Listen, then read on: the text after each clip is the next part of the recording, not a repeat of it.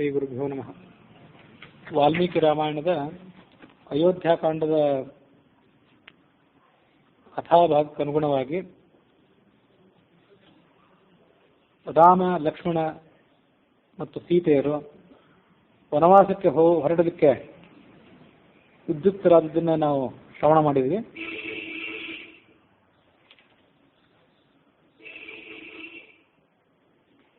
ರಾಮ ಲಕ್ಷ್ಮಣನಿಗೆ ಹೇಳಿದ್ದ, ವಸಿಷ್ಠರ ಮಗನಾದಂಥ ಸುಯಜ್ಞನನ್ನ ಕೂಡಲೇ ಕರ್ಕೊಂಡು ಬಾ, ಮತ್ತೆ ಉಳಿದಂಥ ಜ್ಞಾನಿಗಳಾದ ಬ್ರಾಹ್ಮಣರನ್ನು ಕರೆದುಕೊಂಡು ಬಾ, ಅವರೆಲ್ಲರಿಗೂ ದಾನಾದಿಗಳನ್ನು ಮಾಡಿ ಅವರ ಆಶೀರ್ವಾದಗಳನ್ನು ಪಡೆದುಕೊಂಡು ಮುಂದೆ ಅರಣ್ಯದ ಕಡೆ ಸಾಗೋಣ ಅಂತ ಹೇಳಿದ್ದ.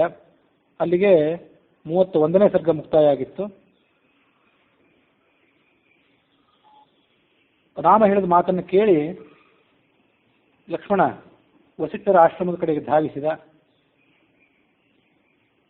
ಸುಯಜ್ಞ ವಸಿಷ್ಠರ ಮಗ ಅವನ ಮನೆಗೆ ಹೋಗಿ ಅಗ್ನಿಹೋತ್ರ ಶಾಲೆಯಲ್ಲಿ ಇದ್ದಂಥ ಸುಯಜ್ಞನನ್ನ ಅಭಿನಂದನೆ ಮಾಡಿ ಹೇಳಿದ, ರಾಮನ ಮನೆಗೆ ಆಗಮಿಸು, ಅಲ್ಲಿನ ಸನ್ನಿವೇಶವನ್ನು ಒಮ್ಮೆ ನೀನು ನೋಡು. ರಾಮ ನಿನ್ನನ್ನು ಕರೀತಿದ್ದಾನೆ, ದಾನ ಮಾಡಲಿಕ್ಕೆ ಉದ್ಯುಕ್ತನಾಗಿದ್ದಾನೆ ಅಂತ ಯಾವುದನ್ನು ಹೇಳಲಿಲ್ಲ. ಸಖೆ ರಾಮ ಲಕ್ಷ್ಮಣರಿಗೆ ಸುಯಜ್ಞನು ಸ್ನೇಹಿತನೇ, ಹಾಗಾಗಿ ಪಶ್ಯ ತ್ವಂ ವೇಷ್ಣ ದುಷ್ಕರಕಾರಿಣ, ರಾಮ ದುಷ್ಕರಕಾರಿಯಾಗಿದ್ದಾನೆ ಅಂತ ವಿಶೇಷಣ ಪ್ರಯೋಗ ಮಾಡಿದ. ಭಯಂಕರವಾದಂಥ ಕರ್ಮಗಳನ್ನು ಮಾಡುವುದೇ ಅವನ ಸ್ವಭಾವ. ಇವತ್ತು ಅಂಥದೇ ಒಂದು ಭಯಂಕರವಾದಂಥ ಕೆಲಸವನ್ನು, ಉಳಿದವರಿಗೆ ಅಸಾಧ್ಯವಾದಂಥ ಕೆಲಸವನ್ನು ಮಾಡ್ಲಿಕ್ಕೆ ಹೊರಟಿದ್ದಾನೆ. ಅವನ ಮನೆಗೆ ಬಂದು ಅವನ ಮನೆಯನ್ನು ನೋಡೊಮ್ಮೆ ಅಂತ ಇಷ್ಟೇ ಹೇಳಿದೆ. ಆತ ತತಃಸಂಧ್ಯಾ ಉಪಾಸ್ಯಾಶು, ಮಾಡ್ತಿದ್ದಂಥ ಸಂಧ್ಯಾವಂದನವನ್ನು ಮುಗಿಸಿದ. ಲಕ್ಷ್ಮಣನ ಜೊತೆಗೆ ರಾಮನ ಮನೆಗೆ ಆಗಮಿಸಿದ. ಸುಯಜ್ಞ ಬಂದದ್ದನ್ನು ನೋಡಿದ ರಾಮ. ವೇದ ವೇದಾಂಗ ಪಾರಂಗತನಾದವನು, ಎಲ್ಲ ರೀತಿಯಾದಂಥ ಯಜ್ಞಗಳಲ್ಲಿ ನಿಷ್ಣಾತನಾದವನು, ಸ್ವಯಂ ಯಜ್ಞೇಶ್ವರನಂತೆ ಪ್ರಕಾಶಮಾನನಾದವನು. ಅವನನ್ನು ರಾಮ ನೋಡಿದ. ರಾಮ ನೋಡಿ ಅವನನ್ನು ಸ್ವಾಗತ ಮಾಡಲಿಕ್ಕಾಗಿ ಮುಂದೆ ಧಾವಿಸಿದ. ಒಳಗೆ ಕರೆತಂದು ಉತ್ತಮವಾದಂಥ ಆಸನದಲ್ಲಿ ಕೂಡಿಸಿ, ಭುಜಗಳಿಗೆ ಧರಿಸುವಂಥ ಆಭರಣಗಳು, ಕರ್ಣಕುಂಡಲಗಳು, ಚಿನ್ನದ ಹಗ್ಗದಲ್ಲಿ ಪೋಣಿಸಿರುವಂತಹ ಮಣಿಗಳು, ಕೇಯೂರ, ಖಡ್ಗ ಇತ್ಯಾದಿಗಳೆಲ್ಲವನ್ನೂ ಅವನಿಗೆ ದಾನ ಮಾಡಿದ. ಇಷ್ಟೆಲ್ಲ ಆದ್ಮೇಲೆ ಸೀತೆ ಆ ರಾಮನನ್ನ ಪ್ರಚೋದನೆ ಮಾಡಿದ್ನು. ರಾಮ ಸೀತಾ ಪ್ರಚೋದಿತ, ಏನು ಹೇಳಲಿಲ್ಲ ಅವಳು. ತಾನು ಮಾಡಬೇಕಾಗಿರುವಂಥ ಯಾವುದೋ ಕಾರ್ಯದ ಬಗ್ಗೆ ರಾಮನಿಗೆ ಅವಳು ಸೂಚನೆ ಕೊಟ್ಟಳಷ್ಟೆ. ಆಗ ರಾಮ ಸುಯಜ್ಞನಿಗೆ ಹೇಳಿದ, ನನ್ನ ಪತ್ನಿ ಸೀತೆ ನಿನ್ನ ಪತ್ನಿ ಸುಯಜ್ಞನ ಪತ್ನಿಗಾಗಿ ಒಂದು ಬಂಗಾರದ ಹಾರವನ್ನು, ರತ್ನಹಾರವನ್ನು ಕೊಡುವಳಿದ್ದಾಳೆ ಮತ್ತು ಬಂಗಾರದ ಒಡ್ಯಾಣ, ನಡಕ್ಕೆ ಕಟ್ಟಿಕೊಳ್ಳುವಂಥ ಒಂದು ಆಭರಣವನ್ನು ಕೊಡುವಳಿದ್ದಾಳೆ. ಅದನ್ನೆಲ್ಲ ಸ್ವೀಕಾರ ಮಾಡುವ. ನಾನಾ ರೀತಿಯಾದಂಥ ಅಲಂಕಾರ ಇದ್ದಂಥ ತೋಳ್ಬಳೆಗಳನ್ನು, ಕೇಯೂರಗಳನ್ನು ದಾನ ಮಾಡ್ತಾಳೆ. ಉತ್ತಮವಾದಂತಹ ಹಾಸಿಗೆಯಿಂದ ಕೂಡಿದಂಥ ಮಂಚ, ಇದನ್ನು ದಾನ ಮಾಡ್ತಾಳೆ. ಶತ್ರುಂಜಯ ಅಂತ ಒಂದು ದೊಡ್ಡದಾದಂಥ ಆನೆ, ನನ್ನ ಸೋದರ ಮಾವ ನನಗದನ್ನ ಬಹುಮಾನವಾಗಿ ಕೊಟ್ಟಿದ್ದ. ನಾಗಶತ್ರುಂಜಯೋ ನಾಮ ಮಾತುಲೋಯಂ ದದೌ ಮಮ, ನನ್ನ ಸೋದರ ಮಾವ ಅಂದರೆ ಕೌಸಲ್ಯ ಸಹೋದರ ಇದ್ದಿರಬೇಕು, ಆತ ನನಗೆ ಕೊಟ್ಟಿದ್ದ. ಅದನ್ನು ನಿನಗೀಗ ದಾನ ಮಾಡುವನಿದ್ದೇನೆ. ಅದೊಂದೇ ಆನೆ ಅಲ್ಲ, ಅದರ ಜೊತೆಗೆ 1000 ಆನೆಗಳು. ಮುಖ್ಯವಾದಂತಹ ಆನೆ ಅಂದರೆ ಆ ಶತ್ರುಂಜಯ. ಹೀಗೆ ರಾಮ ಸುಯಜ್ಞನನ್ನು ಪ್ರಾರ್ಥನೆ ಮಾಡಿದ ಮೇಲೆ ಅದಕ್ಕನುಗುಣವಾಗಿ ಆ ಎಲ್ಲ ಥರದ ದಾನಗಳನ್ನು ಅವನು ಸ್ವೀಕಾರ ಮಾಡಿದ. ಸೀತಾ ರಾಮ ಲಕ್ಷ್ಮಣರಿಗೆ ಆಶೀರ್ವಾದನ ಮಾಡಿದ. ಆಮೇಲೆ ರಾಮ ಲಕ್ಷ್ಮಣನಿಗೆ ಈ ಮುಂದಿನಂತೆ ಹೇಳಿದ, ಸುಯಜ್ಞನಿಗೆ ನಾವು ಮಾಡಬೇಕಾದಂಥ ದಾನಗಳು ಮುಗಿದಿವೆ, ಅಗಸ್ತ್ಯರನ್ನ, ಕೌಶಿಕರನ್ನ ಇಲ್ಲಿ ಆಹ್ವಾನ ಮಾಡುವ, ಅವರನ್ನು ಸತ್ಕಾರ ಮಾಡೋಣ. ಸಸಿಯನ್ನು ನೀರಿನಿಂದ ಸಿಂಪಡಿಸುವಂತೆ ಆ ಬ್ರಾಹ್ಮಣೋತ್ತಮರಿಗೆ ನಾವು ರತ್ನ ರಾಶಿಯಿಂದ ಅಭಿಷೇಕ ಮಾಡೋಣ. ರತ್ನದ ರಾಶಿಗಳನ್ನು ಕೊಡೋದು ಯಾಕೆ ಅಂತಂದ್ರೆ, ಆ ಸಸಿಗೆ ನೀರನ್ನು ಹಾಕಿ ಪೋಷಣೆ ಮಾಡಿದರೆ ಸ್ವಲ್ಪ ನೀರು ನಾವು ಹಾಕೋದು, ಅದು ತೀರಾ ಸಣ್ಣದಾಗಿದ್ದಾಗ, ಅದು ನಾಳೆ ದೊಡ್ಡದಾಗಿ ಅಪಾರವಾದಂಥ ಫಲವನ್ನು ಕೊಡ್ತದೆ, ನಮಗೆ ಫಲಪುಷ್ಪಗಳನ್ನು ಕೊಡುವಂಥದ್ದು. ಅದಕ್ಕಾಗಿ ಜ್ಞಾನಿಗಳಾದವರಿಗೆ ಮಾಡುವಂಥ ದಾನ ಏನಿದೆ ಅದು ಸಾವಿರಾರು ಫಲ ಕೊಡುವಂಥದ್ದು ಅಂತ ಅದನ್ನು ಸೂಚನೆ ಮಾಡಿದೆ. ಮತ್ತು ಹಾಕುವ ನೀರೇನಿದೆ, ಸಸ್ಯಗಳಿಗೆ ಹಾಕಿದ ನೀರು ಸಸ್ಯ ಬದುಕಿರ್ಲಿಕ್ಕಾಗಿ ಆಗಿನ ಕಾಲದ ಅದರ ಅಗತ್ಯವನ್ನು ಪೂರೈಕೆ ಮಾಡಲಿಕ್ಕಾಗಿ ನಾವು ಮಾಡಿದಂತೆ ಕಾಣಿಸ್ತದೆ.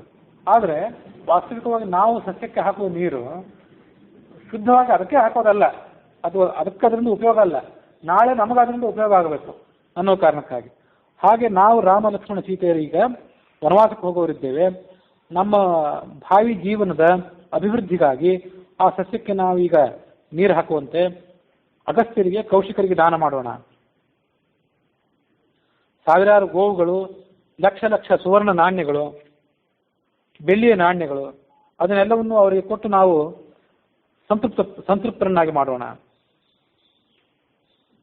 ಮತ್ತೆ ನನ್ನ ತಾಯಿಯಾದಂತಹ ಕೌಸಲ್ಯ ಆಚಾರ್ಯ, ಕೌಸಲ್ಯಗೆ ಪುರೋಹಿತ ಒಬ್ಬ ಇದ್ದಾನೆ, ಅವನ ಹೆಸರು ಇಲ್ಲಿ ಬರಲಿಲ್ಲ, ಆ ಆಚಾರ್ಯನೂ ಕೂಡ ಇಲ್ಲಿ ಬರಬೇಕೀಗ, ಅವನಿಗೂ ನಾವು ದಾನ ಮಾಡೋಣ. ಯಾವತ್ತೂ ಕೂಡ ನಮ್ಮ ತಾಯಿ ಕೌಸಲ್ಯ ಯಾವ ಹಿತವನ್ನು ಬಯಸ್ತಾಳೆ ಅದಕ್ಕನುಗುಣವಾಗಿ ಅವಳಿಗೆ ಮಾರ್ಗದರ್ಶನ ಮಾಡಿ ಅವಳ ಪೌರೋಹಿತ್ಯವನ್ನು ಮಾಡಿಸಿಕೊಂಡಿದ್ದವನವನು ಅವಳ ಸಮೀಪದಲ್ಲೇ ಇರ್ತಾನೆ. ಅವನಿಗೂ ನಾವು ಈಗ ದಾನಾದಿಗಳನ್ನು ಮಾಡಬೇಕು. ಅವನೆಂಥವನು?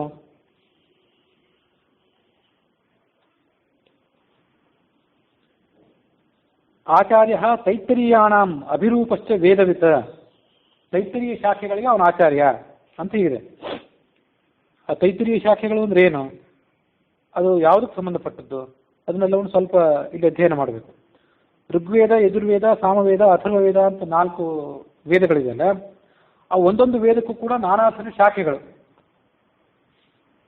ಋಗ್ವೇದಕ್ಕೆ 100, ಯಜುರ್ವೇದಕ್ಕೆ 1000 ಅಂತ ಏನೋ ನಾನಾ ರೀತಿಯಾದಂಥ ಶಾಖೆಗಳ ವರ್ಣನೆ ಇದೆ. ಯಜುರ್ವೇದದಲ್ಲಿ ಕೃಷ್ಣ ಯಜುರ್ವೇದ ಮತ್ತು ಶುಕ್ಲ ಯಜುರ್ವೇದ ಅಂತ 2 ಭಾಗಗಳು. ಆ 2 ಭಾಗಗಳಲ್ಲೂ ಪ್ರತ್ಯೇಕವಾಗಿ ಮತ್ತಷ್ಟು ಶಾಖೆಗಳು.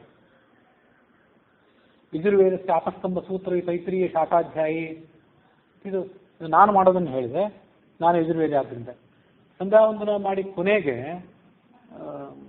ಸಮಾಪನ ಮಾಡೋದಕ್ಕಿಂತ ಮೊದಲು ಇಂಥ ವೇದದ ಇಂಥ ಶಾಖೆಯನ್ನು ಅಧ್ಯಯನ ಮಾಡುವಂಥವನು ನಾನು, ಇಂಥ ಗೋತ್ರ, ಇಂಥ ಪ್ರವರ್ಗಳಲ್ಲಿ ಹುಟ್ಟಿದವನು ಅಂಥೇಳಿ ಹಂಭು ಅಭಿವಾದ ಏನು ಮಾಡ್ತೀವಲ್ಲ, ಅಲ್ಲಿ ಆ ಶಾಖೆಗಳನ್ನು ಎಲ್ಲ ಹೇಳ್ತೀವಿ. 100 ಶಾಖೆಗಳಿವೆ, ಅದರಲ್ಲಿ ಯಾವುದೋ ಒಂದು ಶಾಖೆಯನ್ನಷ್ಟೇ ನಾವು ಓದಬೇಕಾದದ್ದು ಅಥವಾ ಓದಲಿಕ್ಕೆ ಸಾಧ್ಯ ಆಗ್ಬೋದಾಗುತ್ತೆ. ಇವತ್ತಿನ ಕಾಲಕ್ಕೆ ಅದು ಸಾಧ್ಯ ಆಗಿಲ್ಲ, ಒಂದು ಶಾಖೆನೂ ಸಾಧ್ಯ ಆಗಿಲ್ಲ. ಅಂತೂ ಆ ಯಜುರ್ವೇದದಲ್ಲಿ 101 ಶಾಖೆಗಳಿದೆ ಅಂತ ಪ್ರಸಿದ್ಧಿ ಇದೆ. ಆ ಕೃಷ್ಣ ಯಜುರ್ವೇದದ ಶಾಖೆಗಳಲ್ಲಿ ತೈತ್ತರೀಯ ಶಾಖಾ ಅಂತ ಒಂದು. ಆ ತೈತ್ತರೀಯ ಶಾಖಾ ಅಂತ ಹೆಸರಾಕ್ ಬಂತು. ಶುಕ್ಲ ಯಜುರ್ವೇದ ಅಂದ್ರೆ ಏನು, ಕೃಷ್ಣ ಯಜುರ್ವೇದ ಅಂದ್ರೆ ಏನು, ಸ್ವಲ್ಪ ಮಟ್ಟಿಗೆ ಅದನ್ನು ನಾವು ಗಮನಿಸಬೇಕು. ಮಹರ್ಷಿಗಳಾದಂತಹ ವೇದವ್ಯಾಸರು ವೇದಗಳನ್ನೆಲ್ಲ ವಿಭಾಗ ಮಾಡಿದರು. ವೇದಗಳೆಲ್ಲ ಮೊದಲು ಇದ್ದೇ ಇತ್ತು, ಯಾವತ್ತಿಂದಲೂ ಇರುವಂಥದ್ದೇ, ಅನಂತಾವೈ ವೇದಾಹ ಅಂತ. ಈ ನಡುವೆ ಗೌತಮರ ಶಾಪದಿಂದಾಗಿ ಆ ವೇದಗಳೆಲ್ಲ ಬ್ರಾಹ್ಮಣರ ಸ್ಮರಣೆಯಿಂದ, ಬ್ರಾಹ್ಮಣರ ಅಧ್ಯಯನ ಕ್ರಮದಿಂದ ಲುಪ್ತಾಗಿ ಹೋಗಿಬಿಟ್ಟಿತ್ತು. ಬ್ರಾಹ್ಮಣರಿಗೆ ಅದನ್ನು ಅಧ್ಯಯನ ಮಾಡುವಂಥ ಶಕ್ತಿ, ಸಮಯ ಮತ್ತು ಅದನ್ನು ಅರ್ಥ ಮಾಡಿಕೊಳ್ಳುವಂಥ ಶಕ್ತಿ ಇದು ಯಾವುದು ಇಲ್ಲದಂತಾಗಿಬಿಟ್ಟಿತ್ತು. ಹಾಗಾಗಿ ಅವರೆಲ್ಲರೂ ಭ್ರಾಂತರಾಗಿದ್ದಾಗ, ಏನು ಮಾಡಬೇಕು ಅಂತ ತಿಳಿಯಲಾರದಂತಾಗಿದ್ದಾಗ ವೇದವ್ಯಾಸರು ದ್ವಾಪರ ಯುಗದಲ್ಲಿ ಅವತರಿಸಿ ಆ ವೇದಗಳನ್ನೆಲ್ಲ ವಿಭಾಗ ಮಾಡಿದರು. ಹಾಗಾಗಿ ಅವರಿಗೆ ವೇದ ವ್ಯಾಸ ಅಂತ ಹೆಸರು. ವ್ಯಾಸ ಅಂದರೆ ವಿಭಾಗ ಮಾಡೋದು ಅಂತ ಅರ್ಥ.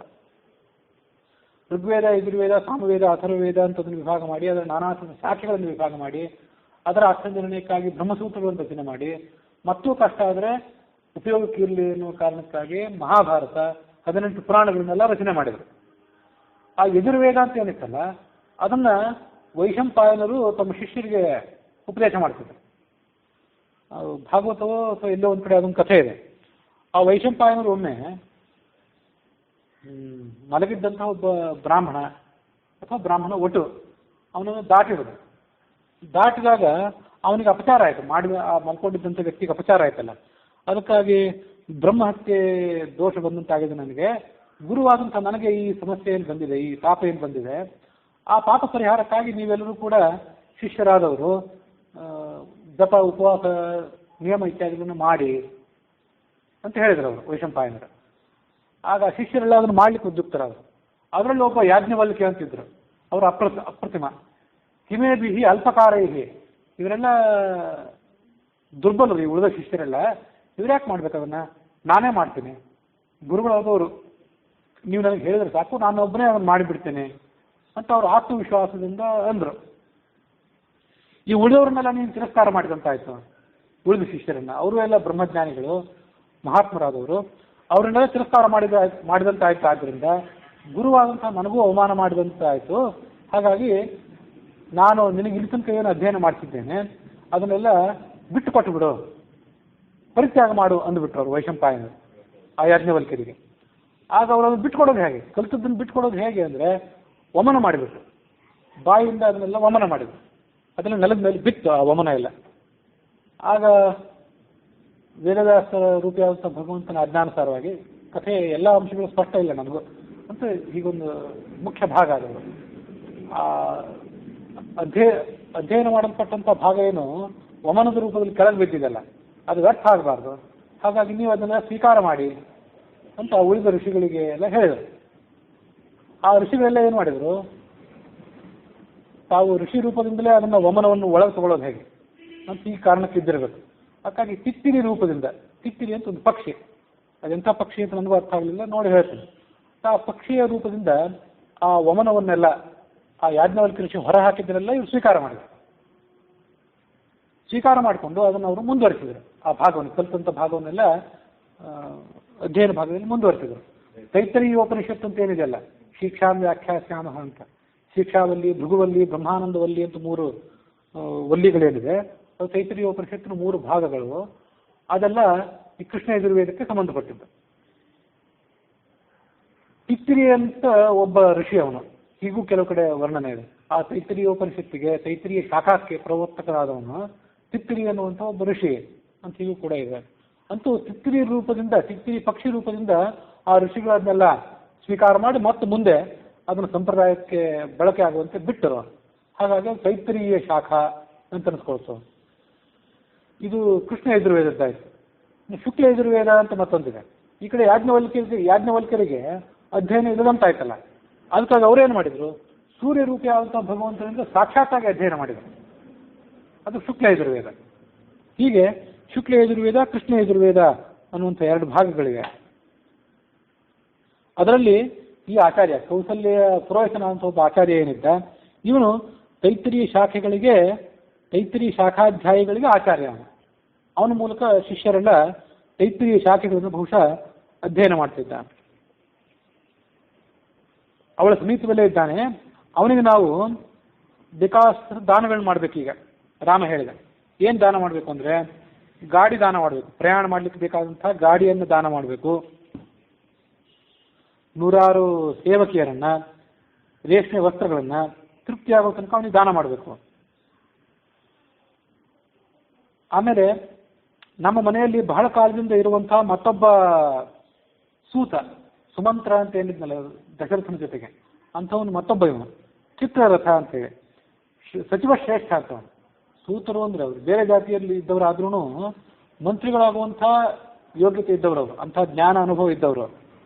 ಸೂತರು ಕೂಡ ಅವನಿಗೂ ನಾವು ಅನರ್ಘವಾದಂಥ ಅಮೂಲ್ಯವಾದಂಥ ಆಭರಣಗಳನ್ನು ಕೊಡಬೇಕು, ಧನಗಳನ್ನು, ಆಡು ಕುರಿ ಮೊದಲಾದಂಥ ಪಶುಗಳನ್ನು ಕೊಡಬೇಕು, ಸಾವಿರಾರು ಸಂಖ್ಯೆಯಲ್ಲಿ ಗೋವುಗಳನ್ನು ದಾನ ಮಾಡಬೇಕು. ಆಮೇಲೆ ನನ್ನ ಸಹಪಾಠಿಗಳು, ನಾನು ಹಿಂದೆ ಅಧ್ಯಯನ ಮಾಡಿದಾಗ ನನಗೆ ಸಹಪಾಠಿಗಳಾದವರು ಇನ್ನೂ ಅನೇಕ ಜನ ಇದ್ದಾರೆ. ಅವರು ಕಥಾ, ಕಲಾಪ ಮೊದಲಾದಂಥ ಶಾಖೆಗಳನ್ನು ಅಧ್ಯಯನ ಮಾಡಿದವರು. ವೇದಗಳಿಗೆ ಅನೇಕ ಶಾಖೆಗಳಿದೆ ಅಂತ ಹೇಳಿದ್ನಲ್ಲ, ಅದರಲ್ಲಿ ಕಥಾ, ಕಲಾಪ ಮೊದಲಾದಂಥ ಶಾಖೆಗಳು. ಅದ್ರದ್ದು ಏನು ಹೆಚ್ಚು ವಿವರ ತಿಳಿದು ಬಂದಾಗ ತಿಳಿಸ್ತೇನೆ. ಕಥಕಲಾಪಾಹ ಬಹವಃ ದಂಡಮಾಣವಾಹ. ಮಾನವ ಅಂತಂತಾರೆ. ಮಾನವಕ ಅಂತಂದ್ರೆ ಮಾಣಿ ಅಂತ ಶಬ್ದ ನೀವು ಕೇಳಿರಬೇಕು. ಮಾಣಿ ಅನ್ನೋ ಶಬ್ದ ಸಂಸ್ಕೃತ ಮೂಲ ಮಾನವಕ ಅಂತ ಏನಿತ್ತು ಅದರಿಂದ ಹುಟ್ಟಿದ್ದದು. ಆ ಮಾನವಕರು ಅಂದರೆ ಒಟುಗಳು, ಬ್ರಹ್ಮಚಾರಿಗಳು ಅಂತ ಅರ್ಥ. ರಾಮ ಮತ್ತು ಇವರೆಲ್ಲ ಒಟ್ಟಿಗೆ ಬ್ರಹ್ಮಚಾರಿಗಳಾಗಿದ್ದು ಅಧ್ಯಯನ ಮಾಡಿದ್ರು. ರಾಮ ಮುಂದೆ ಮದುವೆಯಾಗಿ ಗೃಹಸ್ಥಾಶ್ರಮ ಪ್ರವೇಶ ಮಾಡಿದ್ದ. ಅವರೆಲ್ಲ ಬಹುಶಃ ಇನ್ನೂ ಮಾನವಕರಾಗೇ ಇದ್ರೇನ ಕೆಲವರು, ಅದರಲ್ಲಿ ನಿತ್ಯ ಬ್ರಹ್ಮಚಾರಿಗಳಾದವರು. ಅವ್ರನ್ನೆಲ್ಲ ಕರ್ಕೊಂಡು ಬಾ, ಅವರು ಕಥಾ ಕಲಾಪ ಮೊದಲಾದಂಥ ಶಾಖೆಗಳನ್ನು ಅಧ್ಯಯನ ಮಾಡಿದವರು. ನಿತ್ಯ ಸ್ವಾಧ್ಯಾಯಶೀಲತ್ವಾತ್ ನಾಣ್ಯತ್ ಕುರುವಂತಿ ಕಿಂಚನ ಅಲಸಾಹ ಸ್ವಾದು ಕಾಮಾಸ್ತ್ಯ. ಅವ್ರ ಸ್ವಭಾವ ಎಂಥದ್ದು ಅಂದರೆ ನಿತ್ಯ ಅಧ್ಯಯನ ಮಾಡ್ಕೊಂಡಿರ್ಬೇಕಾದವರು.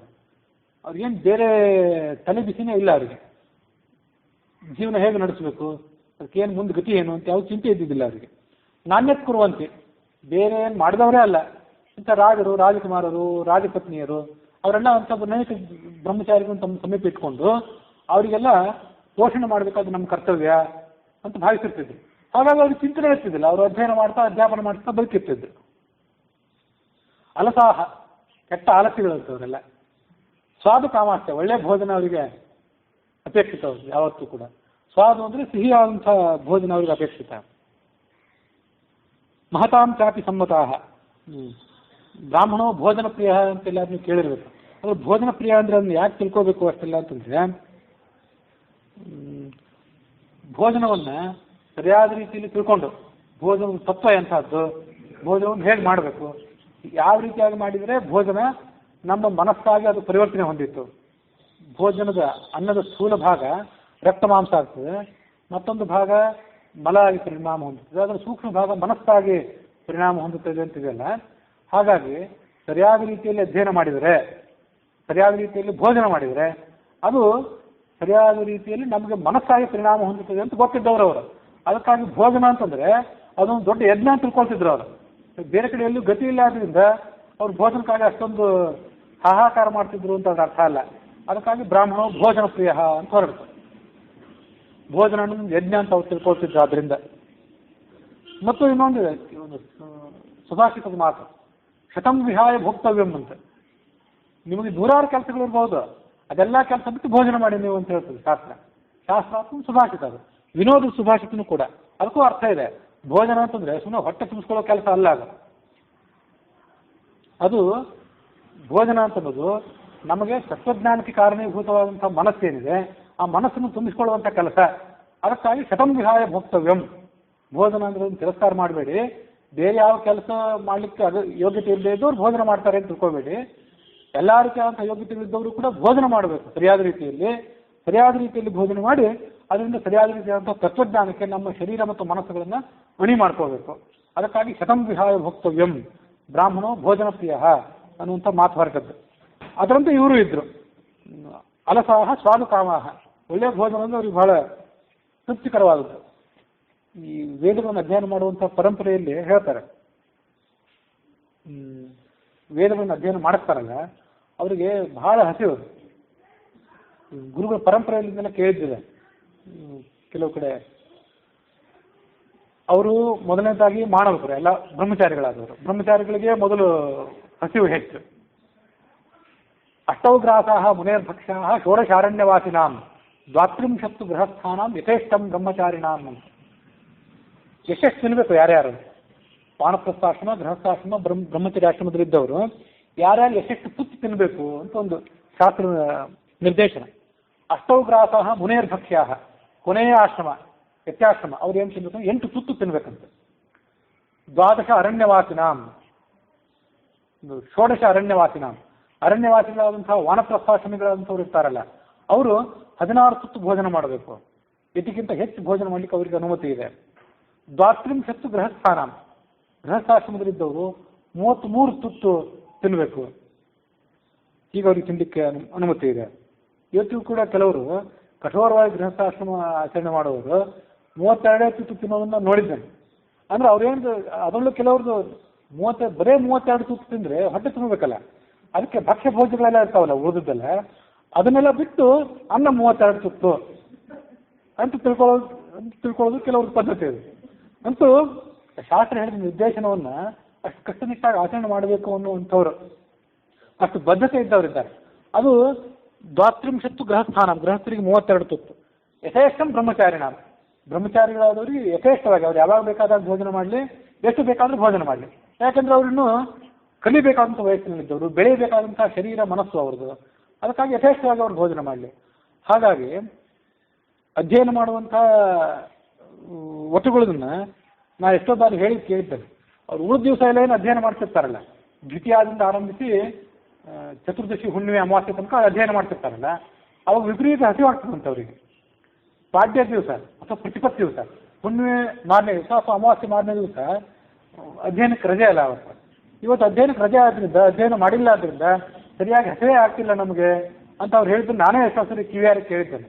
ಅದರಲ್ಲೂ ನಮ್ಮಲ್ಲಿ ಈ ಶಾಸ್ತ್ರಗಳನ್ನ, ವ್ಯಾಕರಣ, ಸಾಹಿತ್ಯ, ತರ್ಕ, ವೇದಾಂತ ಇದನ್ನೆಲ್ಲ ಅಧ್ಯಯನ ಮಾಡೋದು ನಮ್ಮ ಪರಂಪರೆಗಳು ಬಂದದ್ದು. ಭಾರತದಲ್ಲಿ ವಿಶೇಷವಾಗಿ ವೇದಗಳನ್ನೇ ಕಂಠಪಾಠ ಮಾಡೋದಿದೆಯಲ್ಲ, ಅದನ್ನು ಮಾಡೋರಿಗೆ ಇನ್ನೂ ಹೆಚ್ಚು ಹಸಿ ಆಗ್ತದೆ. ಅವರಿಗೆ ಹಿಂದಿನ ದಿವಸ ಉಳಿದಂಥ ಅನ್ನ ಏನಿರ್ತದಲ್ಲ, ಅನ್ನವನ್ನೆಲ್ಲ ಮೊಸರಿನಲ್ಲಿ ಕಲಸಿ ಅವರಿಗೆ ಹೊಟ್ಟೆ, ಮನಸ್ಸು, ಶರೀರ, ಆತ್ಮ ಎಲ್ಲ ತಂಪಾಗಿರಲಿ ಅಂತ ಆ ಹುಡುಗರಿಗೆ ವ್ಯವಸ್ಥೆ ಮಾಡಿ ಆ ಮೂಲಕ ಅವ್ರಿಗೆ ಅಧ್ಯಯನ ಮಾಡ್ಲಿಕ್ಕೆ ಬಿಡ್ತಿದ್ರಂತೆ. ತಲೆ ಮೇಲೆ ಒಂದು ನಿಂಬೆಹಣ್ಣು ಇಟ್ಕೊಂಡಿರ್ಬೇಕು ಅವರು. ಈ ಕುತ್ಕೊಂಡಿದ್ದವರು ತಲೆ ಮೇಲೆ ಒಂದು ನಿಂಬೆಹಣ್ಣು ಇಟ್ಕೊಂಡು ಆ ಎಲ್ಲ ವೇದಗಳನ್ನು, ಭಾರತದಲ್ಲಿ ಇವತ್ತು ಕೂಡ ನಮ್ಮ ದುರ್ದೈವದಿಂದಾಗಿ ವೈಷ್ಣವರಲ್ಲಿ ಎಲ್ಲ ಲೋಪ ಆಗ್ತಾ ಬಂದಿದೆ. ಕೆಲವರು ಮಾಡೋರು ಅದನ್ನು ಕೂಡ ಮಾಡ್ತಾರೆ. ವೈಷ್ಣವರಲ್ಲಿ ವೇದಗಳಿಗೆ ಸಂಬಂಧಪಟ್ಟಂತೆ, ಅದರ ಅಧ್ಯಯನ ಸಂಬಂಧಪಟ್ಟಂತೆ ಸ್ವಲ್ಪ ಮಟ್ಟಿಗೆ ಜಾಗೃತಿ ಅಲ್ಲಲ್ಲಿ ಕಂಡು ಬಂದಿದೆ. ಅಂತೂ ಸ್ವಾರ್ಥರಲ್ಲಿ ವಿಶೇಷವಾಗಿ ಇಡೀ ವೇದಗಳನ್ನು, ದೊಡ್ಡ ದೊಡ್ಡ ಪುಸ್ತಕಗಳು, ಋಗ್ವೇದ, ಯಜುರ್ವೇದಗಳನ್ನು, ಋಗ್ವೇದಿಗಳಾದವರು ಋಗ್ವೇದವನ್ನು, ಯಜುರ್ವೇದಿಗಳಾದವರು ಯಜುರ್ವೇದವನ್ನು ಇಡೀ ವೇದ ಕಂಠಪಾಠ ಮಾಡೋದು. ಆ ಹೇಳೋ ಗುರುನೂ ಹಾಗೆ. ಅದು ಯಾವ ಪುಸ್ತಕದಲ್ಲಿ, ಯಾವ ಪುಸ್ತಕನೇ ಅವನಿಗೆ ಬೇಕಾಗಿಲ್ಲ, ಇಂಥ ಪತ್ರದಲ್ಲಿ, ಇಂಥ ಅಧ್ಯಯನದಲ್ಲಿ ಇಂಥದ್ದಿದೆ, ಅದನ್ನ ನೀನು ನೋಡುವಂತಿದ್ದ ಗುರು ಅಂತಾರೆ. ಈಗ ಅಂಥವ್ರು ಇದ್ದಾರೆ. ಆ ಶಿಷ್ಯರಾದವರು ಅದೇ ಪ್ರಕಾರ ಅದನ್ನು ಬಾಯ್ಪಾಠ ಮಾಡಬೇಕು. ತಲೆ ಮೇಲೆ ನಿಂಬೆಹಣ್ಣಿನ ಕಥೆ ಯಾಕೆ ಹೇಳಿದೆ ಅಂದರೆ, ವೇದದಲ್ಲಿ ಉದಾತ್ತ ಸ್ವರ, ಅನುದಾತ್ತ ಸ್ವರ ಮತ್ತು ಸಮಾಹಾರ ಸ್ವರಿತ ಅಂತಿದೆಯಲ್ಲ, ಆ ಶಿಷ್ಯರಾದವರಿಗೆ ತಲೆ ಉದಾತ್ತ ಸ್ವರ ಬಂದಾಗ ತಲೆ ಮೇಲೆ ಮಾಡ್ರಿ, ಅನುದಾತ್ತ ಸ್ವರ ಬಂದಾಗ ತಲೆ ಕೆಳಗೆ ಮಾಡ್ರಿ ಅಂತ ಕೆಲವರು ಹೇಳ್ಕೊಡ್ತಿರ್ತಾರೆ. ಹಾಗಾಗಿ ಕೆಲವರು ಕೈಯನ್ನು ಮೇಲೆ ಕೆಳಗೆ ಮಾಡಿ, ತಲೆಯನ್ನು ಮೇಲೆ ಕೆಳಗೆ ಮಾಡಿ ಆ ಉದಾತ್ತ ಸ್ವರ, ಅನುದಾತ್ತ ಸ್ವರಗಳನ್ನು ಅಧ್ಯಯನ ಮಾಡ್ತಿರ್ತಾರೆ. ಆದರೆ ವಾಸ್ತವಿಕವಾದ ಪದ್ಧತಿ ಏನಂದರೆ, ನೀವು ತಲೆ, ಕೈ, ಕಾಲು ಇಂಥದನ್ನೆಲ್ಲ ಮೇಲೆ ಕೆಳಗೆ ಮಾಡ್ಕೋತ ಆ ಅಧ್ಯಯನಕ್ಕೆ ಅಗೌರವ ತೋರಬಾರ್ದು. ನಿಮಗೆ ಇಡೀ ಶರೀರ ಸ್ಥಿರವಾಗಿರಬೇಕು. ತಲೆ ಮೇಲೆ ಇಟ್ಕೊಂಡಂಥ ನಿಂಬೆಹಣ್ಣು ಕೆಳಗೆ ಬೀಳಬಾರ್ದು. ಅಷ್ಟು ಶಿಸ್ತಾಗಿ ಅಧ್ಯಯನ ಮಾಡಬೇಕು ಅಂತ ಅವರ ಪದ್ಧತಿ ಇತ್ತು. ಅಂತ ಹೀಗೆ ಅಧ್ಯಯನ ಮಾಡೋದೊಂದು ಪದ್ಧತಿ ಇತ್ತು. ಅವರು ವಿಶೇಷವಾಗಿ ಆ ಬ್ರಹ್ಮಚಾರಿಗಳಾದವರಿಗೆ. ಅದಕ್ಕಾಗಿ ಅವರಿಗೆ ಭೋಜನದ ಅವಶ್ಯಕತೆ ಅಷ್ಟಿರ್ತಿತ್ತು. ಸಿಹಿ ಭೋಜನ ಅವ್ರು ಯಾಕೆ ಅಪೇಕ್ಷೆ ಪಡ್ತಿದ್ರು? ಸ್ವಾದು ಅಂತಂದರೆ ಸುಮ್ಮನೆ ನಾಲ್ಗೆ ರುಚಿ ಅಲ್ಲ ಅದು. ಸ್ವಾದು ಭೋಜನ, ಸಿಹಿ ಭಕ್ಷ್ಯ ಏನಿದೆ ಅದು ಮನುಷ್ಯನ ಪಿತ್ತವನ್ನು ನಿಯಂತ್ರಣದಲ್ಲಿಟ್ಟು ಆತನಿಗೆ ಶಕ್ತಿಯನ್ನು ಕೊಡುವಂಥದ್ದು. ಈ ಸಿಹಿ, ಹುಳಿ, ಖಾರ, ಆಮೇಲೆ ಒಗರು, ಕಹಿ ಇಂಥವೆಲ್ಲ ರಸಗಳಿದೆಯಲ್ಲ, ಆ ಎಲ್ಲ ಉಳಿದ ರಸಗಳಲ್ಲಿ ಮನುಷ್ಯನಿಗೆ ಬಲ ಕೊಡುವಂಥ ಶಕ್ತಿ ಯಾವುದೂ ಇಲ್ಲ. ಅದೆಲ್ಲ ಬಲ ಕೊಡುವಂಥ ಶಕ್ತಿ ಇರೋದು ಎಲ್ಲಿ ಅಂದರೆ ಸಿಹಿಯಲ್ಲಿ ಅಷ್ಟೇ. ಗ್ಲೂಕೋಸ್, ಮನುಷ್ಯನಿಗೆ ಬೇಕಾದಂಥ ಗ್ಲೂಕೋಸ್ ಏನಿದೆ ಅದು ಶರೀರಕ್ಕೆ ದೊರೆಯಬೇಕಾದಂಥ ಸಿಹಿಯಿಂದ ಮಾತ್ರ. ಮತ್ತು ಸಿಹಿ ಅಂದರೆ ಹಣ್ಣು, ಆಮೇಲೆ ಬೆಲ್ಲ, ಸಕ್ಕರೆ ಇದು ಮಾತ್ರ ಸಿಹಿ ಅಂತ ಅರ್ಥ ಅಲ್ಲ. ಜೋಳ, ಗೋಧಿ ಅಥವಾ ಅಕ್ಕಿ ಇವುಗಳಲ್ಲಿರುವಂಥ ರಸ ಏನಿದೆ ಅದು ಕೂಡ ಸಿಹಿನೇ ಅಂತ ಪರಿಗಣಿತ ಆಗ್ತದೆ. ಸಿಹಿಯಲ್ಲಿ ನಾನಾ ವಿಧ ಅಷ್ಟೇ ಅದಲ್ಲ. ನಾವಿವತ್ತು ಬೆಲ್ಲ, ಸಕ್ಕರೆಯನ್ನು ಮಾತ್ರ ಸಿಹಿ ಅಂತ ಕೂತಿದ್ದೇವೆ. ಆದರೆ ವಾಸ್ತವಿಕವಾಗಿ ಅವರು, ಈ ಬ್ರಹ್ಮಚಾರಿಗಳಿಗೆ ಬೇಕಾದಂಥ ಸಿಹಿ ಎಂಥದ್ದು ಅಂದರೆ ಗ್ಲೂಕೋಸ್. ಅದಕ್ಕಾಗಿ ಅವರು ಅಷ್ಟು ಕಠೋರವಾಗಿ ಅಧ್ಯಯನ ಮಾಡ್ತಿದ್ರಾದ್ರಿಂದ ಈ ಸಿಹಿಯನ್ನು ಅವರು ಅಪೇಕ್ಷೆ ಪಡ್ತಿದ್ರು ಅಂತ ಅದನ್ನು ಗಮನಿಸ್ಬೇಕು ನಾವು.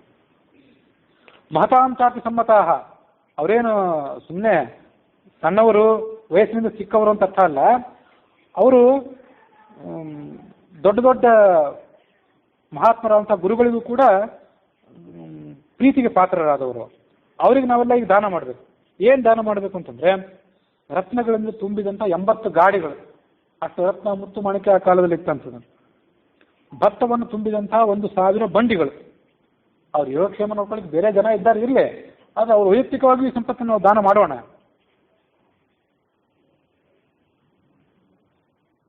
ಆಮೇಲೆ ವಿಶೇಷ ಧಾನ್ಯಗಳನ್ನು ತುಂಬಿದಂಥ 200 ಬಂಡಿಗಳು, 1000 ಎತ್ತುಗಳು ಮತ್ತು 200 ಹೋರಿಗಳನ್ನು ಅವರಿಗೆ ದಾನ ಮಾಡುವಂತ ಅದರ ಅರ್ಥ. ಹಾಲು, ಮೊಸರು, ತುಪ್ಪ ಯಥೇಚ್ಛವಾಗಿ ಬೇಕು ಅವರಿಗೆ. ಅವರು ಆರಾಮಾಗಿ ಅದನ್ನೆಲ್ಲ ತಿಂದುಂಡು ಅಧ್ಯಯನ ಮಾಡ್ತಿರ್ಬೇಕು. ಅದಕ್ಕಾಗಿ 1000 ಗೋವುಗಳನ್ನು ಅವರಿಗೆ ದಾನ ಮಾಡುವ ರಾಮ ಲಕ್ಷ್ಮಣನಿಗೆ ಹೇಳಿದೆ. ಈ ಬ್ರಹ್ಮಚಾರಿಗಳೇ ಅಲ್ಲದೆ ಕೌಸಲ್ಯ ಆಶ್ರಯದಲ್ಲಿ ಇಂತಹ ಬ್ರಹ್ಮಚಾರಿಗಳು ಒಂದು ಮಹಾ ಸಂಘ ಇದೆ. ರಾಣಿಯರ ಕರ್ತವ್ಯ ಎಂತಾಗಿತ್ತು ಅದು ನೋಡಬೇಕು. ಅವರು ಬರೇ ವಿಲಾಸಕ್ಕಾಗಿ ಬದುಕಿರ್ತಿರ್ಲಿಲ್ಲ. ಈ ನಿನ್ನೆನೋ ಮೊನ್ನೆನೋ ಅವತ್ತು ಒಂದ್ಸರಿ ಬಂತಲ್ಲ, ಅವು ಪ್ರತಿಯೊಬ್ಬ ರಾಣಿಯರ ಆಶ್ರಯದಲ್ಲಿ ಕೂಡ 1000 ಗ್ರಾಮಗಳೇ ಇತ್ತು ಅಂತ ಬಂದಿತ್ತಲ್ಲ. ಆ ಗ್ರಾಮಗಳನ್ನು ಯಾಕೆ ಇಟ್ಕೋತಿದ್ರು? ಕೇವಲ ವಿಲಾಸಕ್ಕಾಗಿ, ತಮ್ಮ ಅಲಂಕಾರಕ್ಕಾಗಿ ಅವ್ರು ಇಟ್ಕೋತಿರ್ಲಿಲ್ಲ. ಅವ್ರ ಜವಾಬ್ದಾರಿ ಇರ್ತಿದ್ರು.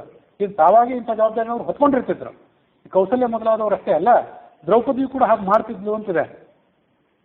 ದ್ರೌಪದಿ, ಯುಧಿಷ್ಠಿರ ಮೊದಲಾದವರು, ಭೀಮಸೇನ ಮೊದಲಾದವರು ಅವರ ಅರಣ್ಯದಲ್ಲೇ ಇರಲಿ, ರಾಜರಾಗೇ ಇರಲಿ, ದೊಡ್ಡ ದೊಡ್ಡ ಮುನಿಗಳ ಸಂಘ, ಯತಿಗಳ ಸಂಘ, ಆಮೇಲೆ ಬ್ರಹ್ಮಚಾರಿಗಳಾದವ್ರ ಸಂಘ ಅವ್ರ ಜೊತೆಗಿರ್ತಿತ್ತು, ಋಷಿಗಳ ಸಂಘ ಅವ್ರ ಜೊತೆಗಿರ್ತಿತ್ತು.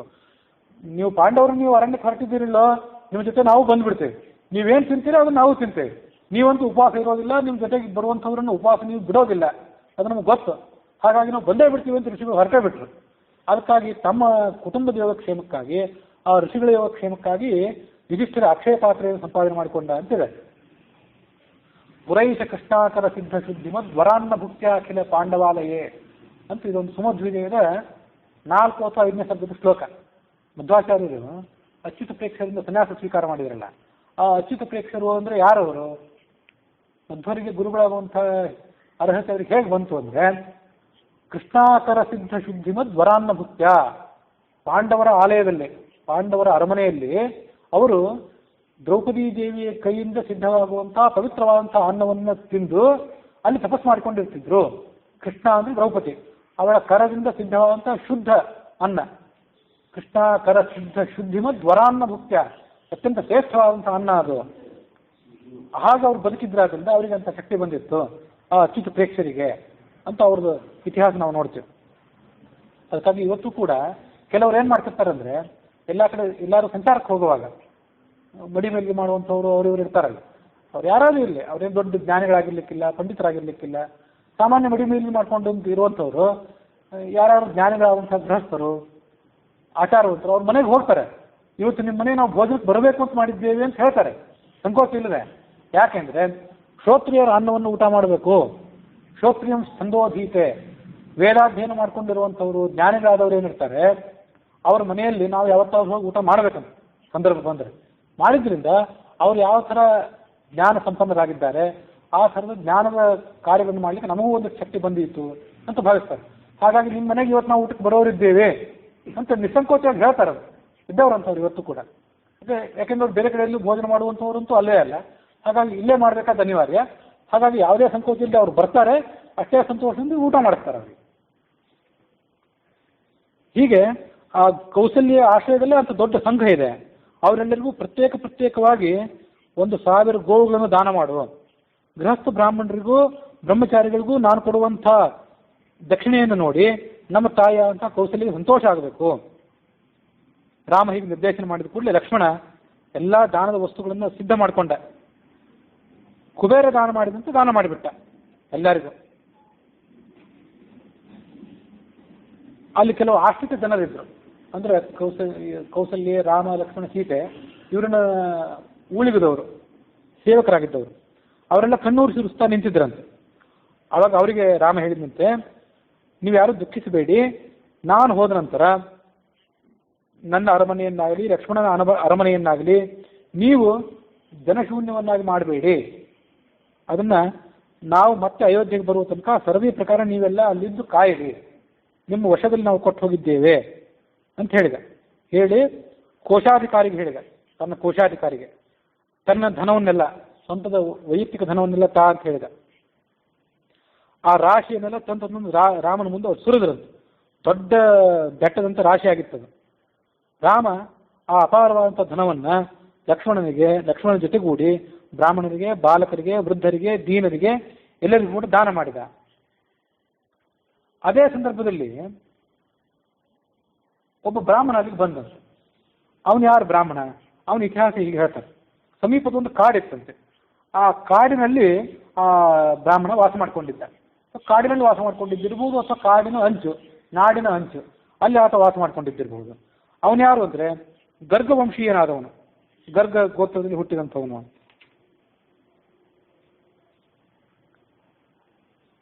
ತತ್ರಾಸಿ ಪಿಂಗಲ ಗಾರ್ಗ್ಯ ಅಂದ್ರೆ ಗರ್ಗವಂಶದಲ್ಲಿ ಹುಟ್ಟಿದವನು, ಪಿಂಗಲ ವರ್ಣದವನು ಅಂತ ಒಂದು ರೀತಿ ಹಳದಿ ಕೆಂಪು ವರ್ಣ ಮಿಶ್ರಿತವಾದವನು ಅಂತ ಶರೀರದ ಬಣ್ಣವುಳ್ಳವನು. ಅವನ ಹೆಸರು ಏನಂದ್ರೆ ಶ್ರೀಜಟ ಹೆಸರವನು. ಕ್ಷತವೃತ್ತಿರುವನೇ ನಿತ್ಯಂ ಫಾಲ ಕುದ್ದಾಲ ಲಾಂಗಲಿ. ಅವನು ಹೇಗೆ ಜೀವನ ಹೇಗೆ ನಡಿಬೇಕು? ಅವನಿಗೇನು ಭೂಮಿ ಇರಲಿಲ್ಲ, ಅವರ ಅಪ್ಪನೋ ಅಜ್ಜನೋ ಮಾಡಿಕೊಟ್ಟಂತ ಭೂಮಿಯೂ ಇರಲಿಲ್ಲ, ಜೀವನ ನಡಿಬೇಕಲ್ಲ. ಅದಕ್ಕೆ ಅವ್ನು ಏನು ಮಾಡ್ತಿದ್ದಂತಂದ್ರೆ, ನಿತ್ಯ ಒಂದು ಫಾಲ, ಕುದ್ದಾಲ, ಲಾಂಗಲ ಇವುಗಳನ್ನು ಇಟ್ಕೊಂಡು ಸಂಚಾರ ಮಾಡ್ತಿದ್ದಾನೆ. ಫಾಲ ಅಂದ್ರೆ ಏನು? ಒಂದು ರೀತಿಯಾದಂಥ ಕೊಡ್ಲಿ ಅದು. ಕೈ ಸಿಕ್ಕಂಥ ತೆಂಗಿನಕಾಯಿ ಮೊದಲಾದಂಥ ಬಿರುಸಾದಂಥ ಹಣ್ಣುಗಳು, ಫಲಗಳನ್ನು ಒಡೆದು ಸೀಳಿ ಅದನ್ನು ಸ್ವೀಕಾರ ಮಾಡೋ ಸಲುವಾಗಿ ಇದು ಫಾಲ. ಕುದ್ದಾಲ ಅಂದರೆ ಗುದ್ದಲಿ. ಕಾಡಿನಲ್ಲಿ ಹೋದಾಗ, ಹೊಲಗಳಿಗೆ ಹೋದಾಗ ಅಲ್ಲೆಲ್ಲ ಸಿಕ್ಕದನ್ನು ಸಂಚಾರ ಮಾಡ್ಲಿಕ್ಕೆ ತೊಗೊಂಡು ಬರ್ಲಿಕ್ಬೇಕಾದಂಥ ಕುದ್ದಾಲ ಒಂದು ಕಡೆ ಇತ್ತು. ಆಮೇಲೆ ಲಾಂಗಲ. ಲಾಂಗಲ ಅಂದರೆ ನೇಗಿಲ. ನೇಗಿಲು ಅಂದ್ರೆ ನೇಗಿಲನ್ನೇನು ಹೊರಗೊಂಡು ತಿರುಗಾಡ್ತಿರ್ಲಿಕ್ಕಿಲ್ಲ. ನೇಗಿಲಿನಂತೆ ಇರುವಂಥ ಒಂದು ದೊಡ್ಡದೊಂದು ಕೋಲು, ಕೋಲಿಗೊಂದು ಕೊಕ್ಕೆ, ನೇಗಿಲು ಹೇಗೆ ಕೊಕ್ಕೆ ಇರ್ತದಲ್ಲ ಅದೊಂದು ಕೊಕ್ಕೆ, ಅದನ್ನು ಗಿಡ ಮರಗಳಿಗೆ ಸಿಕ್ಕಿಸಿ ಅಲ್ಲಿ ಹಣ್ಣು ಹಂಪಲುಗಳನ್ನು ಕೆಳಗೆ ಬೀಳಿಸಿ ಸ್ವೀಕಾರ ಮಾಡ್ಕೊಳ್ಳಿಕ್ಕೆ ಬೇಕಾದಂಥ ಒಂದು ಸಲಕರಣೆ. ಹೀಗೆ ಫಾಲ, ಕುದ್ದಾಲ, ಲಾಂಗಲಿ ಅವನಿಗೆ ಅದನ್ನೇ ವಿಶೇಷವಾಗಿ ಕೊಡ್ತಾರೆ. ದಿವಸ ಹೊಟ್ಟೆ ತುಂಬಿಸ್ಬೇಕಲ್ಲ ಸಂಸಾರದ್ದು, ಅದ್ರ ಸಲುವಾಗಿ ಇವನು ಹಿಡ್ಕೊಂಡೇ ತಿರುಗಾಡ್ತಿದ್ದ ಅವನು. ದಟ್ಟ ದರಿದ್ರ ಅಂತ ಬ್ರಾಹ್ಮಣ ಅವನು. ಕ್ಷತವೃತ್ತಿ ವನೆ, ಅವನು ನಿತ್ಯ ವನದಲ್ಲಿ ಸಂಚಾರ ಮಾಡ್ತಿದ್ದ. ಅವನು ಅಗಿಯುವ ವೃತ್ತಿ ಅಂತ. ಕ್ಷತ ಅಂದ್ರೆ ಅಗಿಯೋದು. ಮೊನ್ನೆ ಹೇಳಿದ್ನಲ್ಲ, ರೈತರೆಲ್ಲ ತಮ್ಮ ಸುಗ್ಗಿಯನ್ನು ತಗೊಂಡು ಹೋದ ಮೇಲೆ ಅಲ್ಲೇನು ಕಾಳು ಇಷ್ಟೆಲ್ಲ ಬಿದ್ದಿರ್ತದಲ್ಲ ಅದನ್ನೆಲ್ಲ ಸಂಗ್ರಹ ಮಾಡಿಕೊಂಡು ತಗೊಂಡು ಬರ್ತಿದ್ದ, ಹೊಟ್ಟೆ ಹೊರಿತಿದ್ದ. ಅವನ ಪರಿಸ್ಥಿತಿ ಹೇಗಿತ್ತಂದ್ರೆ, ಸಮೃದ್ಧಂ ತರುಣಿ ಭಾರ್ಯ, ಅವನು ಮುದುಕ, ಅವನ ಪತ್ನಿ ತರುಣಿ, ಬಾಲಾನ್ ಬಹುವಚನ, ಮನೆ ತುಂಬ ಮಕ್ಕಳು. ಅವನ ಪರಿಸ್ಥಿತಿ ಹೀಗೆ. ಅದಕ್ಕಾಗಿ ಅದನ್ನ ಹೊಟ್ಟೆ ತುಂಬಿಸ್ಬೇಕಲ್ಲ, ಇಂಥ ಪ್ರವೃತ್ತಿಯನ್ನು ಮಾಡ್ತಿದ್ದ. ಇಷ್ಟು ದಿವಸ ಅವ್ರಿಗೇನು ರಾಮನ ನೆನಪಾಗಿತ್ತೋ ಇಲ್ಲ ಗೊತ್ತಿಲ್ಲ. ಈಗ ಯಾಕೋ ರಾಮನ ನೆನಪಾಯ್ತು ಅವರಿಗೆ. ಅವಳೇನು ಹೇಳಿದ್ಲು, ಬಾಲಾನಾದಾಯ ದಾರಕಾನ್, ಎಲ್ಲ ಮಕ್ಕಳನ್ನ ಕರ್ಕೊಂಡು ಬಂದ್ಲು. ಅಬ್ರವೀದ್ ಬ್ರಾಹ್ಮಣಂ ವಾಕ್ಯಂ, ಈ ಬ್ರಾಹ್ಮಣ ಗಂಡನಿಗೆ ಹೇಳಿದ್ಲು, ದಾರಿದ್ರ್ಯನ ಅಭಿಪೀಡಿತ, ದಟ್ಟ ದಾರಿದ್ರ್ಯ ಮನೆಯಲ್ಲೇ, ಅದನ್ನೆಲ್ಲ ಬಿಸಾಕ. ಆ ಫಾಲ, ಕುದ್ದಾಲ, ಲಾಂಗಲ, ಆ ಕೊಡ್ಲಿ, ಆ ಗುದ್ದಲಿ, ಆ ಕಣಿಕೆ, ಅದನ್ನೆಲ್ಲ ಸ್ವಲ್ಪ ಬಿಸಾಕು. ನನ್ನೊಂದು ಸ್ವಲ್ಪ ಮಾತು ಕೇಳು. ಏನು ಕೇಳಬೇಕು ಅಂದರೆ, ರಾಮಂ ದರ್ಶಯ ಧರ್ಮಜ್ಞಂ, ಮಹಾತ್ಮನಂತ ರಾಮನನ್ನು ಭೇಟಿ ಮಾಡು, ಸ್ವಲ್ಪ ಅವನೇನಾದ್ರು ಕೊಡ್ತಾನೆ ನಿನಗೆ. ಯಾಕೆ ಇಷ್ಟು ದಿವಸ ಅಂಥ ದಾರಿದ್ರ್ಯ ಅನುಭವಿಸ್ಕೊಂಡು ಹಾಗೆ ಬಿದ್ದಿದ್ರೋ ಗೊತ್ತಿಲ್ಲ, ಅಂತೂ ಈಗ ಬಂತು ಅವ್ರಿಗೊಂದು ಕಾಲ. ಭಾರ್ಯಾಯ ವಚಶ್ರುತ್ವ, ಹೆಂಡತಿ ಮಾತನ್ನು ಕೇಳಿದವನು. ಆಗಲಿ ಅಂದ. ಚಾಟಿ ಮಾಚಾಟಿ ದುಶ್ಚದ, ಹೆಗಲ ಮೇಲೆ ಒಂದು ಉತ್ತರಿಯ ಹೊದ್ಕೊಂಡ. ಅದೆಂಥದ್ದು ದುಶ್ಚದ, ಹೊತ್ಕೊಳ್ಳಿಕ್ಕೆ ಅಸಾಧ್ಯ. ಅದು ಮನೆಯಲ್ಲಿದ್ದಾಗ, ಕಾಡಿನಲ್ಲಿದ್ದಾಗ ಅದನ್ನು ಹೊತ್ಕೊಳ್ಳೋ ಪ್ರಸಂಗನೇ ಬರ್ತಿರ್ಲಿಲ್ಲ. ರಾಜಸ್ಥಾನಕ್ಕೆ ಹೋಗಬೇಕು, ಹೆಗಲ ಮೇಲೆ ಒಂದು ಉತ್ತರಿ ಇರಲಿ ಅಂತ ಹೊದ್ಕೊಂಡು ಹೊರಟಿದ್ದ. ಹಾಗಾಗಿ ಕಾಡಿನಲ್ಲಿ ಸಂಚಾರ ಮಾಡೋವನಿಗೆ ಈ ಉತ್ತರಿಯದ ಅಪೇಕ್ಷೆನೂ ಇರಲಿಲ್ಲ. ಹಾಗಾಗಿ ಅವನ ಇಡೀ ಶರೀರ ಎಲ್ಲ ಪಿಂಗಲ, ಕಂದು ಬಣ್ಣಕ್ಕೆ ತಿರುಗಿ ಹೋಗಿಬಿಟ್ಟಿತ್ತು. ಬ್ರಾಹ್ಮಣರ ಸಹಜವಾದ ವರ್ಣ ಕಿತ್ಕೊಂಡು ಹೋಗಿಬಿಟ್ಟಿತ್ತು ಅವನಿಗೆ. ಬಂದ, ಕಷ್ಟಪಟ್ಟು ಅದನ್ನು ಹೊತ್ಕೊಂಡ. ಸ್ವಪ್ರಾತಿಷ್ಠಿತ ಪಂಥಾನಂ, ರಾಮನ ಮನೆ ಕಡೆ ಹೊರಟ. ಅವನು ಎಂಥವನಿದ್ದ, ಅಷ್ಟು ಬಡವಾಗಿದ್ರು ಅವನು ತೇಜಸ್ಸೇನು ಕಡಿಮೆ ಇರಲಿಲ್ಲ. ಭೃಗು ಋಷಿಗೆ, ಅಂಗಿರಸ್ ಋಷಿಗೆ ಅವನು ಸಮಾನನಾಗಿದ್ದ. ಜನಸಂಸದಿ ದೊಡ್ಡ ಗುಂಪಿತ್ತು ರಾಮನ ಮುಂದೆ. ಅಲ್ಲೇ ಆ ಬ್ರಾಹ್ಮಣ ಅವನಿಗೆ ಕಾಣಿಸಿದ ರಾಮನಿಗೆ. ಅವನ ತೇಜಸ್ಸೆ ಅಂತದಿತ್ತು.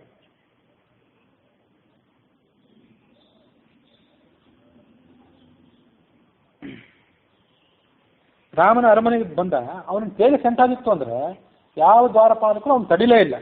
5ನೇ ಪ್ರಾಕಾರ ತನಕ ಕೋಟೆ ಗೋಡೆಗಳನ್ನ ದಾಟಿ ಒಳಗೆ ಬಂದ. ರಾಮನಿಗೆ ಅವನು ಭೇಟಿಯಾದ.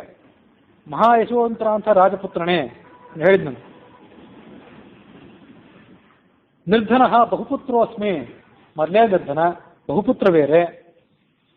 ರಾಜಪುತ್ರ ಮಹಾಯಶಃ, ಮಹಾ ಪುಣ್ಯಶಾಲಿಯ ಅಂತ ರಾಮನೇ. ಉಂಚವೃತ್ತಿ, ನಿತ್ಯ ವನಕ್ಕೆ ಹೋಗಿ ಉಂಚವೃತ್ತಿಯಿಂದ ಕಾಳು ಕಡ್ಡಿಗಳನ್ನು ಸಂಪಾದನೆ ಮಾಡ್ಕೊಂಡು ಬದುಕ್ತಿದ್ದೇನೆ.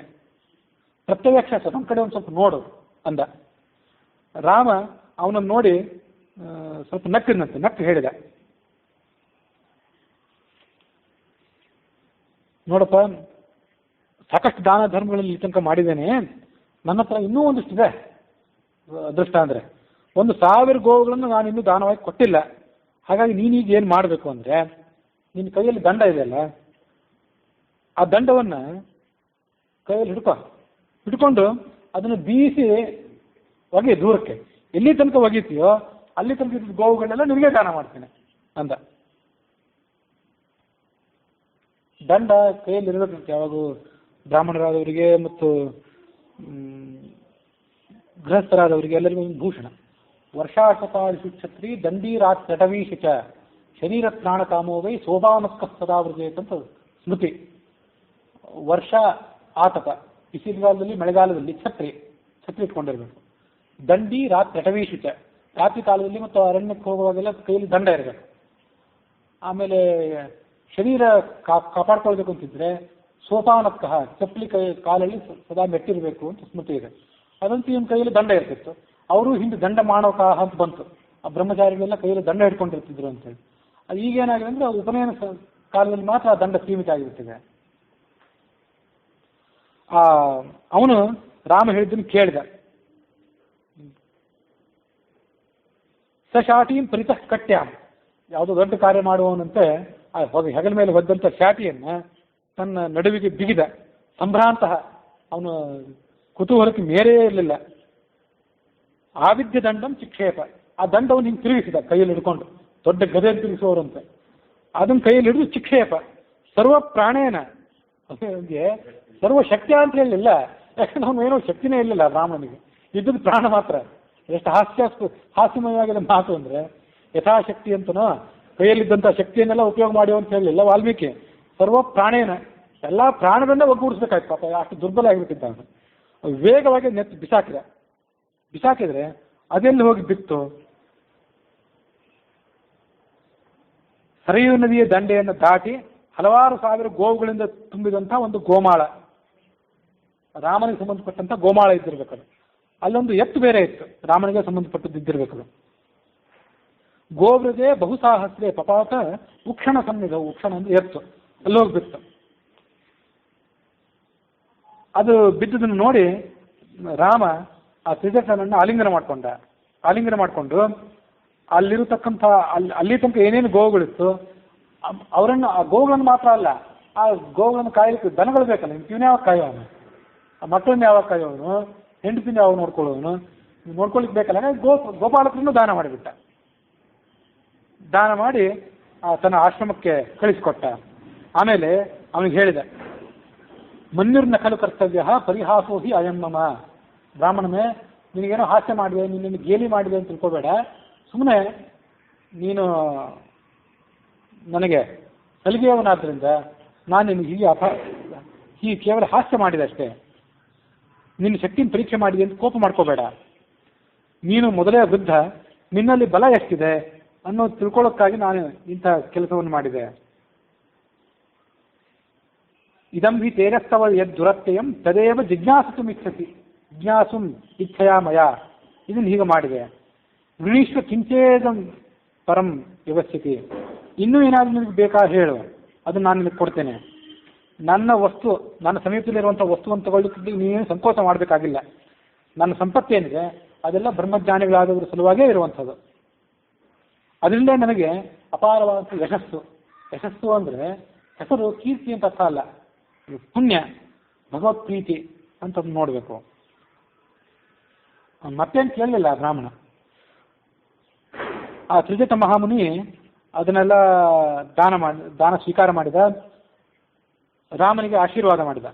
ಯಶಸ್ಸು, ಬಲ, ಪ್ರೀತಿ, ಕೀರ್ತಿ, ಸುಖ ಇದೆಲ್ಲವೂ ನಿನಗೆ ಸಿಗಲಿ ಅಂತ ಆಶೀರ್ವಾದ ಮಾಡಿದೆ. ಹೀಗೆ ಆಶೀರ್ವಾದ ಮಾಡೋದ್ರ ಮೂಲಕನೇ ರಾಮನ ಮಾತಿಗೆ ಉತ್ತರ ಕೊಟ್ಟ, ಬೇರೆ ಏನು ಕೇಳಲೇ ಇಲ್ಲ. ಯಶೋ ಬಲ ಪ್ರೀತಿ ಸುಖೋಪ ಬ್ರಹ್ಮಣೀ ತದಾಶಿಷಃ ಪ್ರತ್ಯವದನ್ ಮಹಾತ್ಮನಃ. ಆ ರಾಮ ಈ ರೀತಿಯಾಗಿ ಆ ಬ್ರಾಹ್ಮಣನಿಗೆ ದಾನ ಮಾಡಿದ ಮತ್ತು ಎಷ್ಟೋ ಜನ ಸಜ್ಜನರಿಗೆ, ಜ್ಞಾನಿಗಳಾದವರಿಗೆಲ್ಲರಿಗೂ ದಾನ ಮಾಡಿದ. ಅಲ್ಲಿ ಇದ್ದಂಥವ್ರು ಎಲ್ಲರಿಗೂ ಕೂಡ ದಾನ ಮಾಡಿದ. ದರಿದ್ರ ಭಿಕ್ಷಾಚರಣಶ್ಚ ಯೋ ಭವತ್ ನ ತತ್ರ ಕಶ್ಚಿನ್ ನ ಬಭೂವ ತರ್ಪಿತಃ ಯಥಾರ್ಹ ಸಮ್ಮಾನನ ದಾನ ಸಂಭ್ರಮೈಹಿ. ಜ್ಞಾನಿಗಳಾದಂಥ ಬ್ರಾಹ್ಮಣರಾಗಲಿ, ಭಿಕ್ಷುಕರಾಗಲಿ, ಸೇವಕರಾಗಲಿ ಅತೃಪ್ತರಾದವರು ಯಾರೂ ಇರಲೇ ಇಲ್ಲ. ಎಲ್ಲರಿಗೂ ಅವರವ್ರ ಮನಸ್ಸಿಗೆ ತೃಪ್ತಿ ಆಗುವಂತೆ ಬ್ರಾಹ್ಮಣ ದಾನ ಮಾಡಿ ಅವರೆಲ್ಲರನ್ನೂ ಕಳಿಸಿಕೊಟ್ಟ ಅನ್ನುವಲ್ಲಿಗೆ ವಾಲ್ಮೀಕಿ ರಾಮಾಯಣದ ಅಯೋಧ್ಯಾಕಾಂಡದ 32ನೇ ಸರ್ಗ ಸಮಾಪ್ತ ಆಗಿದೆ.